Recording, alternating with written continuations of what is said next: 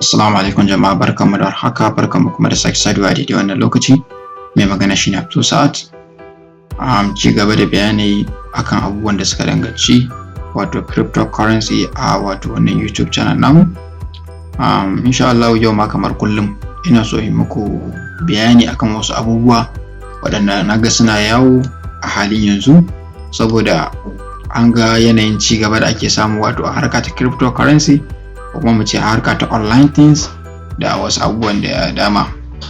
So wannan bidiyon na yi shi ne domin kowa da kowa, kuma kowa zai iya ɗauke shi ya tura shi zuwa wani, ko kuma ya rinka sa shi a wani wajen da mutane za su ƙara sani, domin na gane cewa mutane yawanci suna cikin wani irin duhu.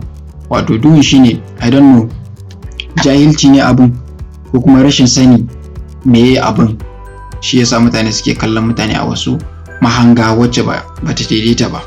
Wannan mahangar ba kuma bace illa mutane sukan yi wa mutane da suke wato harkar online things irin nuni da cewa su waɗannan mutanen suna samun kuɗi ne ba ta hanya halastacciyar hanya ba. Sukan kira su da cewa su suna irin Yahoo boys, ko kuma suna wani abu dai wata harƙalla wacce take ba daidai ba. Kamar yadda kuka sani cewa na faɗa muku cewa I started this thing abubuwan da ya danganci cryptocurrency since around 2014-2015.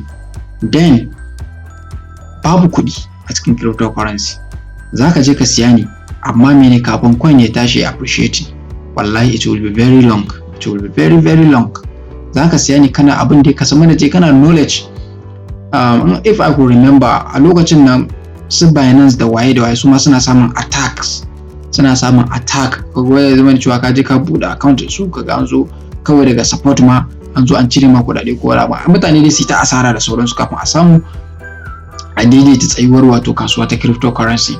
So then za ku zauna tare da mutane ba su san lokacin da kake asara ba, ba su san ya aka yi, bai san wani irin asara kai ka je ka fuskanta ba, har ta kai ga ka da matakin da ka samu nasara ka fara samun kuɗi. Bari na faɗa muku wani abu, duk wanda yake samun kuɗi akan harka ta cryptocurrency, wallahi tallahi between last year and this year ne aka fara samun kuɗi a cryptocurrency.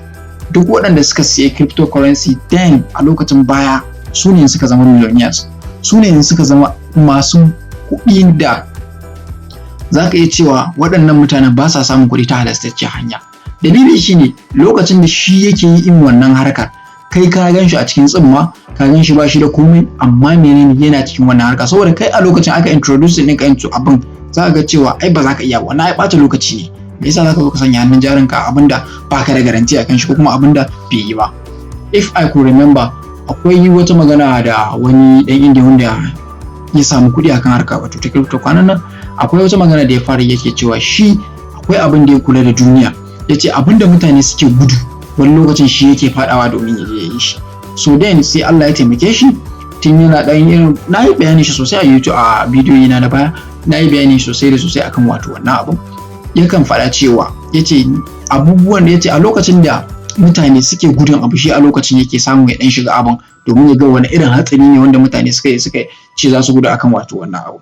So Allah ya taimake shi a lokacin ya sai Bitcoin sun kai guda 100 ne da wani abu, ya ajiye su a cikin secure hardware wallet in shi a lokacin, saboda ana amfani da drive ne lokacin, ya amfani da shi ya storing Bitcoin nashi, wanda is now worth of millions dollars.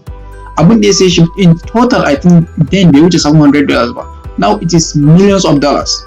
So ya zo ya riga ya zama babban mai kuɗi, abin da na kula da shi shine jama'a kusa a ranku, ba mu zo wannan duniyar ba domin mu rinka kallon wasu ci gaban wasu alhalin mu kuma muna tsaye. So abin da nake so ku gane a nan shine duk wani mai harka na cryptocurrency ko kuma mai harka na irin, tunda dai ba za mu sa harkar forex trading ba, because forex trading an samu kuɗi ne ta tun then. Abin da yake taimakon mutane a bangaren cryptocurrency shine iliminka da addu'o'inka. That's it. In kana da ilimi akan cryptocurrency, za ka samu riba. Let me just give you one example. Wannan kuɗin da yake cikin Bitcoin, ma san mutane ba san meye waɗannan abubuwan ba. So now let's just make it as example. Wannan shine Bitcoin. Ga waɗanda ma ba san meye Bitcoin ba. Wannan shine Bitcoin. Ga yanda ake sai da shi a halin yanzu a kasuwa.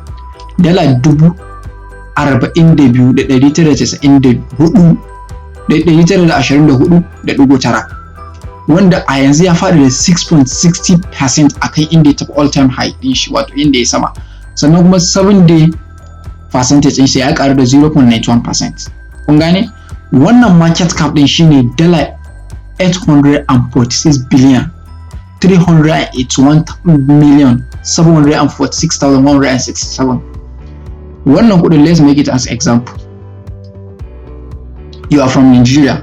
Saboda wannan video is based on people that are in Nigeria, waɗanda su suke irin ganin cewa ai mutane suna zuwa su je su samu kuɗi ta hanyar da bai dace ba, su rin kallon jama'a da cewa ai wannan yana samun kuɗi ta banzartacciya hanya. Cryptocurrency kasuwa ce wacce sai dai ka zo ka ɗiba kuɗinka, ka samu kuɗinka, ka ƙara wuta. Amma na faɗa muku, kafin ka samu wannan kuɗin sai ya zama na cewa kana da definite knowledge akan cryptocurrency. Ba haka ne ake shiga kasuwa a ɗiba ba. In haka ne kowa zai zama miliyoniya ne. So sai kana da knowledge abin ka, I don't know ko knowledge da kuke magana shine ga dan fara din ko I don't understand. So dala 846 billion wannan kuɗin I think gaba ɗaya a Najeriya in za a tarkata arzikin Najeriya kakaf ɗin shi babu wannan kuɗaɗen. Mai kuɗin duk duniya ba shi da kwatan waɗannan kuɗaɗen. Mai kuɗin duk duniya gabaki ɗaya ba shi da kwatan wannan kuɗin. 24-hour trading volume ɗin shi. Kun gani a 24 hour abin da aka zuba wa Bitcoin aka dinga trading ɗin shi, shigar kuɗi da fitansu da waɗanda suka ci riba da waɗanda suka faɗi da waye dala 31 billion 542,147,488 wanda ya equivalent to 701 Bitcoin 409. Kun gane? So now wannan circulating supply shine gaba ɗaya total Bitcoin inda ake da shi a duniya gabaki ɗaya shine 18,821,150 Bitcoin. Waɗanda suke cikin wannan harkar akwai manya-manya waɗanda wasu sun san da su wasu kuma ba su san da su ba. Let's make it an example. Mai kuɗin duk duniya yana cikin wannan harkar, ya sayi Bitcoin da yawa, sannan kuma bugu da ƙari bayan shi akwai irin su Bill Gates, akwai irin su MicroStrategy din nan, akwai kuma irin su manya-manya waɗanda yanzu idan ka zo ka faɗi sunan su za ga cewa wasu ma ba san su ba. So waɗannan mutanen sun sa hannun jarin su, wallahi jama'a, waɗanda suka yi cryptocurrency da suka yi kifin ɗin cryptocurrency din kuma suke da knowledge akan cryptocurrency suka samu kuɗi. Hanyoyin da ake samun kuɗi a harkar cryptocurrency tana nan da yawa barkatai. So irin waɗannan abubuwan suna faruwa, kaga cewa mutane suna kallon ka lokacin da kai kake shan wahalan ka, lokacin da ka faɗi ba sani ba, amma sun ga ka zo ka ci gaba. Sun zo da kuna tare da su, sun ga baka da ko sisi, abin ya musu daɗi. Abin ya musu daɗi, sun ga ba su da kuɗi, kai ma baka da kuɗi. Inda da haka ne aka zauna, inda da irin tunanin kowa zai iya zama, to da duk babu masu kuɗi. Da ba za ka zo ga Dangote ya zama babban mai kuɗi ba, ba za ka zo ga su Buwa, su waye, su duk wanda ka gani ya samu kuɗi. Wallahi tunanin shi ne bambanta da naka da kuma taimakon Allah. So a lokacin da muka fara irin wannan harkar, ni ina da wanda ni na sani, wallahi lokacin da muka fara harkar nan ce mun yake ta ina aiki wanda yake ba halastaccen aiki ba. Menene a lokacin shi ya san harkar cryptocurrency, amma cewa yake ba ta halasta ba, ba halastacciyar abu ba ce ba, wanda a halin yanzu nake taimako wallahi ya san millions of naira akan harkar crypto, kuma shi yake gaya mun cewa ba halastacciyar hanya a lokacin da yake yi ba. Now tun ana cewa ba halastaccen hanya ba, to sai malaman mu suka gano, suka fara cewa ai cryptocurrency hanya ce halastacciya wacce mutum zai je ya nemi kuɗi dangane da ita.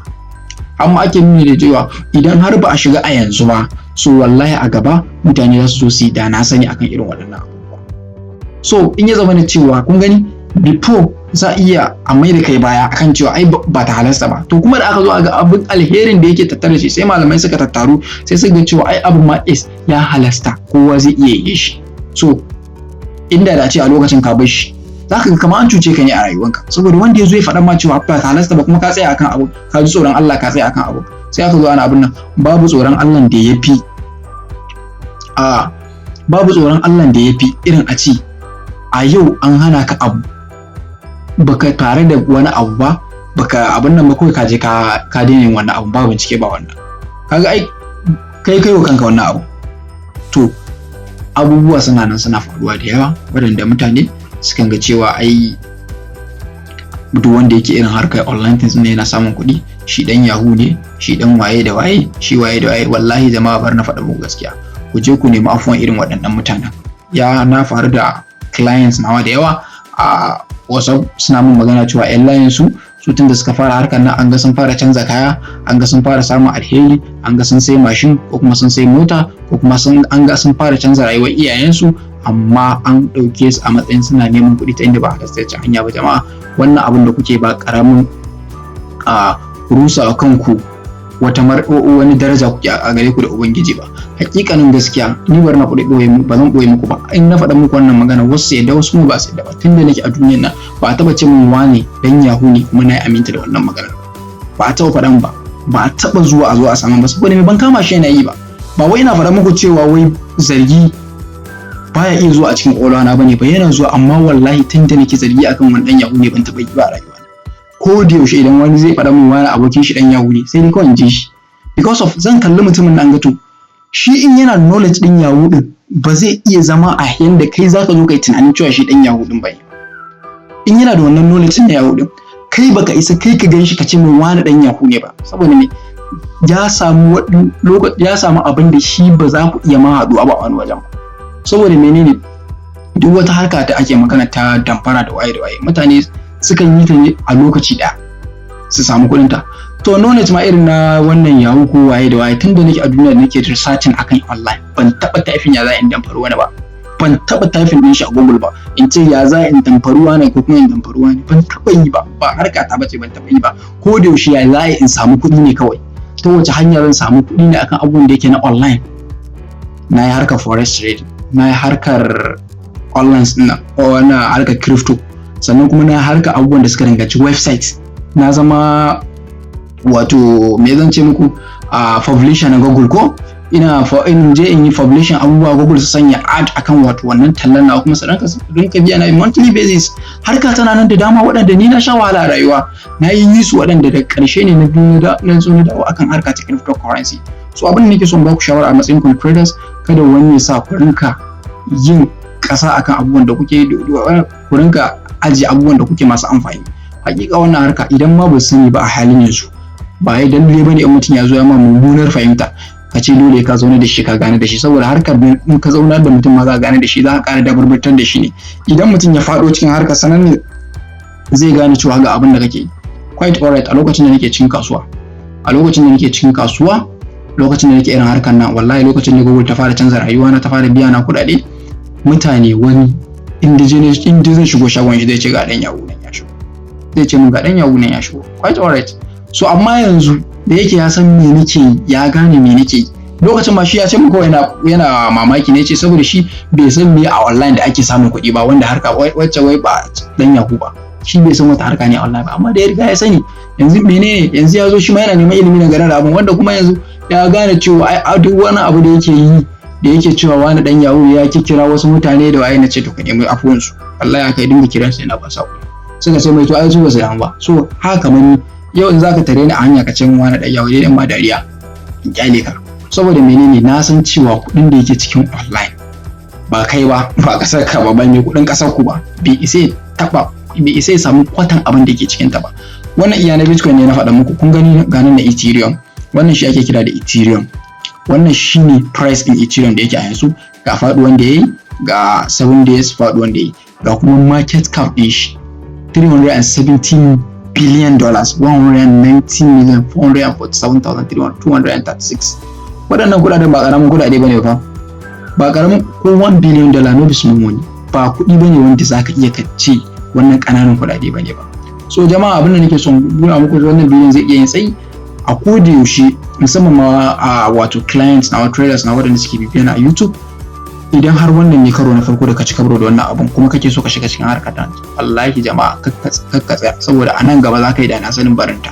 Allah ya baka knowledge, Allah ya baka waya, Allah ya baka kuɗin data, kai ko kasuwa ne ka je ka samu data domin ka rinka research. Abin da na dinga yi kenan da duk kuɗi na kan tambayi mama ma in data na ta ƙare, in tambayi mama na abin kuɗi, mama na tana samun albarka alhamdulillah, na kan tambaye ta a bani kuɗi ai waye da waye. Wani lokacin ma nakan yi ƙarya ma in ce ni kaza zan sayi wani abu ne kuma data zan je in sai at last, so mu in zo in yi research akan abubuwan da nake so.